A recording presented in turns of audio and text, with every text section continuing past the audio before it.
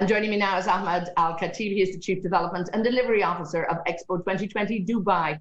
Now, of course, we had hoped to be on site by now, Ahmed, but COVID-19 brought things to a halt. You had clear deadlines in place to get the main buildings in place. I believe you've met this. So in the meantime, will you bring us all up to date with what's going on here, particularly for our great audience at the Big Five? Thank you, Ethan.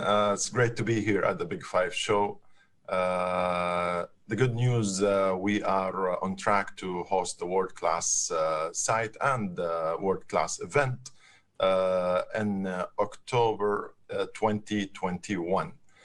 For obvious reasons, because of the event got delayed by 1 year due to COVID-19. All permanent Expo constructions were completed at the end of 2019.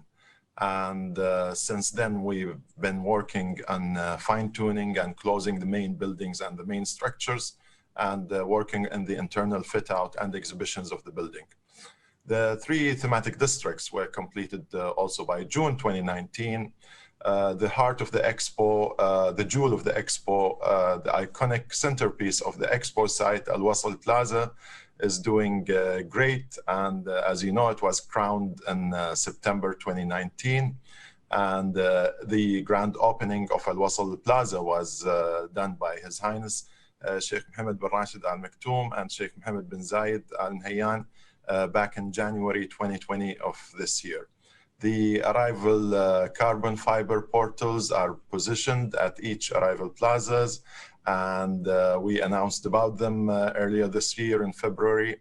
Our thematic pavilions, they look great. The sustainability and mobility and opportunity pavilions, the exhibitions have been installed and they look awesome. So far, we've done about 210 million work hours have been completed up to date. And for our participants in the self-built pavilions, we continue to work closely with them as many of their pavilions have actually reached to a completion. And in the last couple of days, few pavilions actually, they announced the completion. Such as Egypt, USA. They also announced about the completion of their pavilion, and they are working now on the internal exhibitions and the fit out. And even earlier, Norway, Austria, Finland. It's really, really amazing to see those buildings are coming finally to shape, and they actually complete the beautiful site. In addition of the pavilions now, we are now working on the installations of the signages and wayfindings, the road marking, and also, of course, continuing planting our site with thousands of really beautiful plants from all over the UAE to really showcase our local environment to all the visitors. Right now, we are also working on the final touches, and we are adding, we are delaying part of the final touches closer to the events, so it stays clean and fresh. I mean, it's just magnificent. And looking at that video, you can really get a feel for just how wonderful it looks now and how it's going to look. I mean, it's really magnificent designed, really ambitious design when you look at this as well. And many engineering firsts on this too. So talk to me a little bit about, I mean, it's in many ways ambitious. It's a bit complicated, I'm sure, when you put it in place. It must have brought some unique engineering challenges though. Talk to me a little bit about that. Well, I can talk about this for years and years and years. I'm a civil engineer myself, my background with a focus on structural engineering. And to me, this was a totally different new school. I felt like I actually started the college again because of the amount of engineering and the amount of challenges, amount of architectural works, amount of clients' requirements, amount of changes. And you know how we all love how to deal with changes, and the stress of time and completion. And of course, the most important, the cost control of this one. So between schedule control, cost control, and meeting expectations, while also expectations keeps rising and rising and rising up on daily basis, all of this really make this site and this project as very, very unique engineering projects. We have so many iconic structures. Each structure has its own engineering challenges. We have actually dynamic structures on site, like such as UE Pavilion. We have very, very well-known architects and very, very well-known contractors, such as Santiago Calatrava for UE Pavilion. And he's known about how complex his structures are and how dynamic his structures are. So as most of you know, like UE Pavilion has its wings and the feathers, they move and open and close. So you can imagine how much the movement can generate stresses in the entire structure, and how the maintenance regime for this needs to be very, very cost effective, and how much liabilities are there. Sustainability Pavilion, all what you have studied in structural engineering and what you haven't studied in structural engineering is included in that building. Starting from the foundation, the entire canopy of the Sustainability Pavilion sits on very few piles that are so deep. The ring beam that is holding the canopy is the second largest in the UAE. Everything is held by that ring beam that holds the dynamic load and the vibration of this massive canopy that weighs about 3,000 tons. This is actually heavier than the Al Wasl Plaza dome. The amount of technicality behind this pavilion, we have used so many new technologies in this region. For example, we are using a geothermal way of cooling the building. Talking about geo, half of the building is actually buried underground. So it's actually, you are using like a natural way of like insulating the building. And then we're using the geothermal technology of cooling, which, as most of you know, it's actually reaching deep to the ground and getting the cool air to cool the building down, to help in cooling the building down.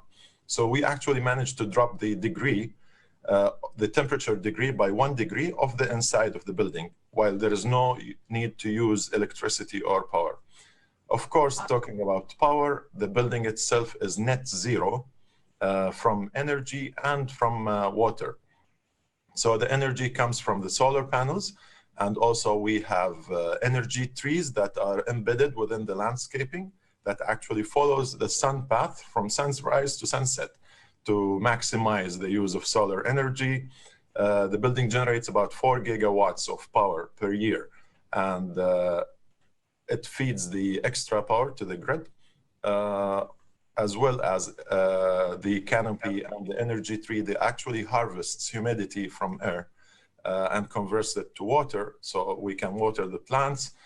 We use a lot of gray water recycling, black water recycling, surface runoff water also recycling. It's an amazing engineering achievement that we are. It really, really is. Yes. I mean, just when I'm listening to you there, you know, and for you, this must be so exciting because you've worked obviously on many major engineering projects here in Dubai.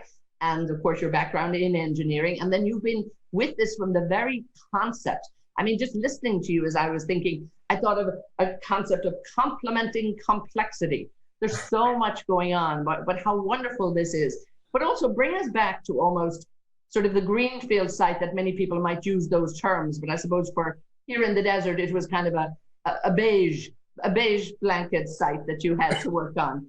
And you had to start this. It was a camel farm back in the day. So you built an entire new city. I mean, this is hugely ambitious. And we're almost there. Correct. So, you know, just bringing, it took us like okay, so I've been lucky to be part of the Expo since the bid stage. And so from 2011, and then after winning the Expo in 2013, it was like, okay, we are ready to start. And then eventually, like towards 2015, new surprises started to come up through the process. So, for example, the airport have moved the runways, which actually impacted the entire master plan, you know, because of the flight path, the building heights, the safety zones, so many things. And of course, the direction was change the master plan. So actually, we rotated the entire master plan about 90 degrees. So the metro station location moved. Everything that was actually in progress, we had to restart it again while actually working on the design of the buildings.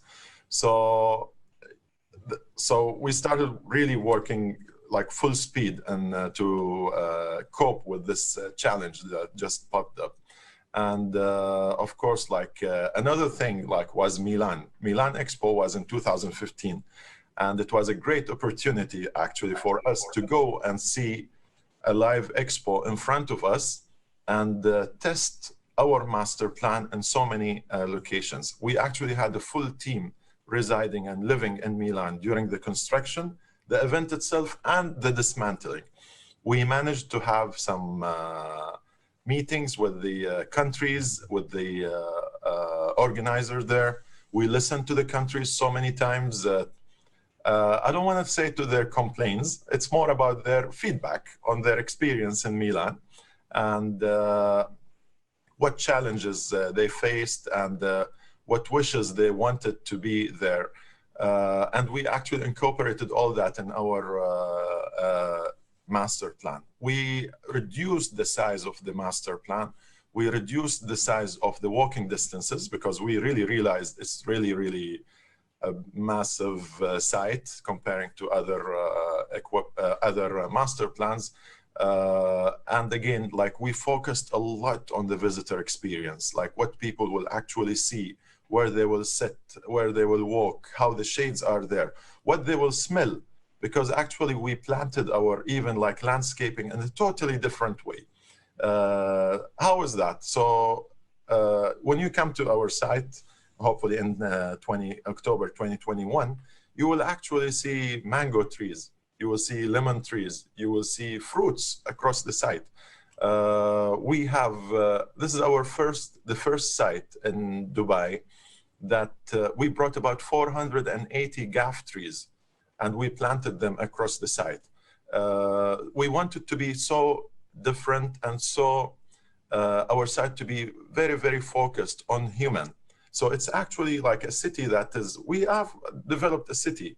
The size of it, it's about, the full size of the expo is about 5 square kilometers. The actual event size is about 2.5 square kilometers. So that 2.5 square kilometers is totally focused around human and totally about the comfort of human and the well-being. So as you were saying there, Ahmed, really, we're going to be in for just such a huge holistic experience. People will come, they'll see the design, they'll be looking at the magnificence of the buildings itself. You know, these are going to be world-class structures that people will want to see. And also, of course, that functionality, being able to walk around. Having been to Milan, I can see it's going to be a very different experience in this. But again, talk to me about some of the buildings and just the work that went into them. And I look particularly the entry portals there, the carbon fiber and resin, and really looking, I suppose, at the design, the durability, the strength, but at the same time, the very elegance of how it all looks. This, combining all of this must have taken some work. Talk to me about it. To be honest, like it took us like 3 different designs to design the arrivals for the Expo site, this world-class event. And of course, like this is also the entrance for District 2020, which is the city of the future after Expo. So we wanted to think of something that is actually fits the city of the future and this great exceptional event.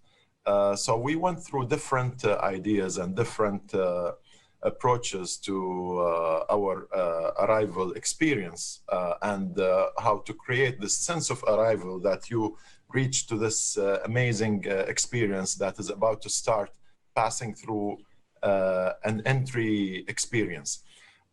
We worked very closely with Asif Khan. He is the designer of our arrival portals and also the public realm. And we thought together on how to create this futuristic way of entering the portals and also reflecting part of our culture and our regional way of entrances to this grand venues. So we thought of those portals, and actually they are like 27 meters high and about 9 meters in width. And they have 2 doors at the front, and it's totally made out of carbon fiber. And to be honest, this is the biggest carbon fiber structure that have been built in the world so far of this size. And specifically, it's not a conventional carbon fiber. It's more of carbon fiber strings that are bonded together with a resin bond. And they are like lines of hairs.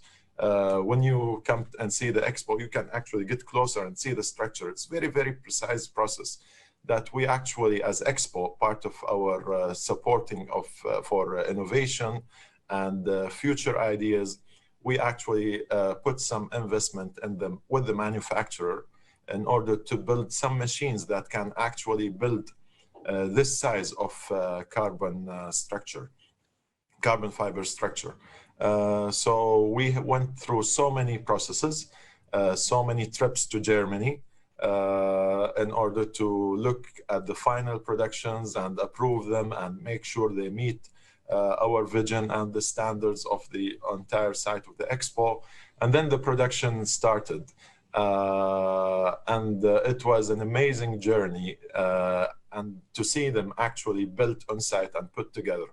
The weight of the doors are so light, you can actually push it with one hand of this size of, massive structure, So we are looking forward for like some moments, where we can tell our visitors, like if you come around like 7 o'clock in the morning or 8 o'clock on the morning, you actually get to push the doors of the Expo to be part of the opening of the daytime of the Expo.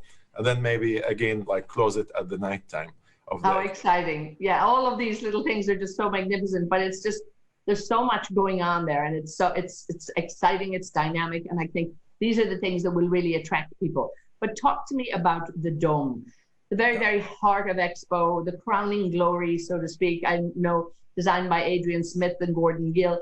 And again, I mean, 67 meters tall. I mean, I'm so anxious to go out there and look at this myself. But again, clearly a lot of flexibility needed there, different designs. But finish off with this one and just tell us all about this, because this was so exciting. So Al Wasl Plaza itself, like it's the centerpiece of, it's literally the centerpiece of the entire master plan of the Expo. When we developed the master plan, we have the 3 petals, the mobility, the opportunity, and sustainability. And they all are actually reflecting a Venn diagram when you put 3 circles together. And there's a common area in the middle, which is that connects those 3 parts, which is actually, it reflects Al Wasl Plaza location. And actually the name of Al Wasl is the old name of Dubai, which means also the connection. So it actually fits naturally with the full master plan of the Expo. So we thought hard of what can be the missing piece for the centerpiece of the Expo. And the question we were looking for is like, what Dubai is missing, which is actually a very difficult question. Being in Dubai and UAE, almost everything is there, thanks God. And so we thought of what can be there and what can actually create value for legacy. And at the same time, what can create like this amazing experience and lasting memory in all the visitors' minds. So we went out in competition with 3 different architects from across the world. Some of them were from Denmark, and the remaining were from the US. And the winning design was Al Wasl Dome. So talking specifically about Al Wasl, it weighs about like 2,000 to 300 tons of steel. The steel was fabricated in Italy, and it was shipped to many places for bending. It's bent in 2 directions. So the precision you need in that is very, very high. And also some of the pieces, the fabric, for example, came from the US. It was shipped to China to be cut in a very specific way. The projections also came from USA and Canada.